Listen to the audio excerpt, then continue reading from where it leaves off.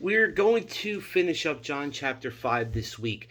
Originally, I was going to try to break this down into like two or three different lessons, but the rest of this chapter, verses 16 through 48, is Jesus talking, and I don't want to break it up because I don't want to lose anything over the weeks. Um, so here we go.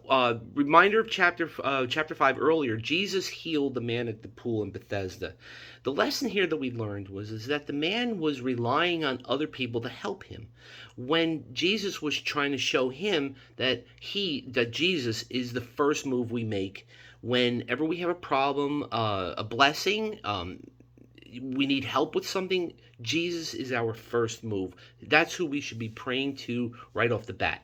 So Jesus heals the man. He does this on the Sabbath. Now, the Jewish leaders, the Jewish law, religious law, had a lot of rules about doing all kinds of work on the Sabbath. They corrupted the commandment that God gave and said, "Remember the Sabbath day to keep it holy." But they took it too far. So they had all kinds of rules and regulations of what you can and can't do on the Sabbath. And Jesus, frankly, didn't care, because those are man's laws, and he was there to do God's will, which is what we're going to see in a moment. Now, I'm going to read the rest of this. Now, what I want you to listen for as I'm reading this is Jesus is going to tell the Jewish leaders who he is. He's going to tell them why he's there. He's going to tell them what could be wrong for them if they don't believe him, and then he's also going to show us the special relationship that he has with the Father, because Jesus came from heaven.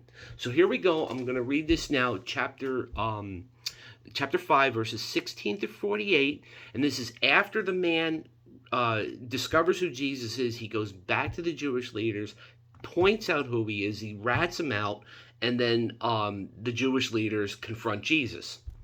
So they began harassing Jesus as a Sabbath breaker. But Jesus replied, "My Father constantly does good, and I'm following his example."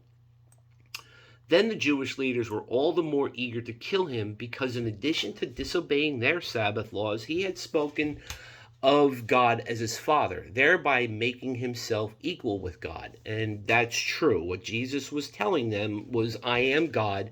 God and the Father and me are the same." And that was a no-no to them, because they considered that blasphemy, which is really speaking against God. And they didn't know any better. So anyway, Jesus replied, "The Son can do nothing by himself. He does only what he sees the Father doing, and in the same way.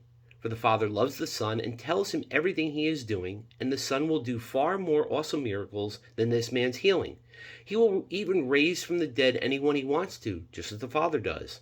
And the Father leaves all judgment of sin to his Son, so that everyone will honor the Son, just as they honor the Father.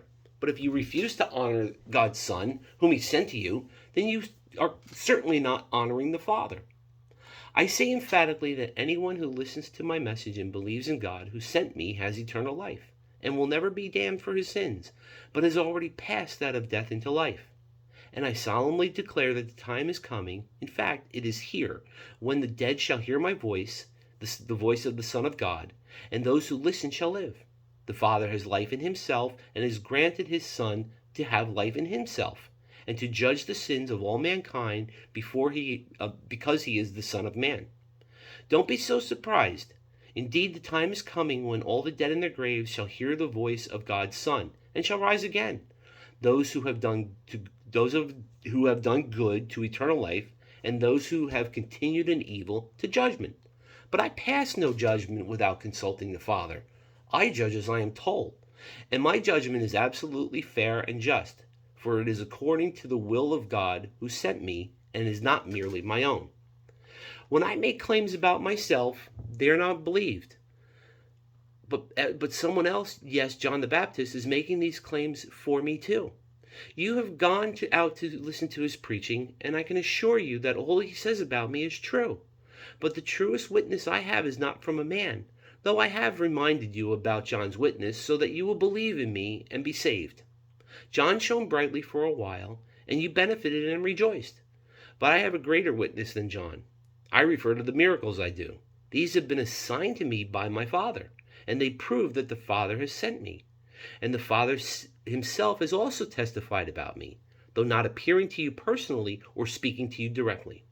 But you are not listening to him, for you refuse to believe me, the one who sent you God's message.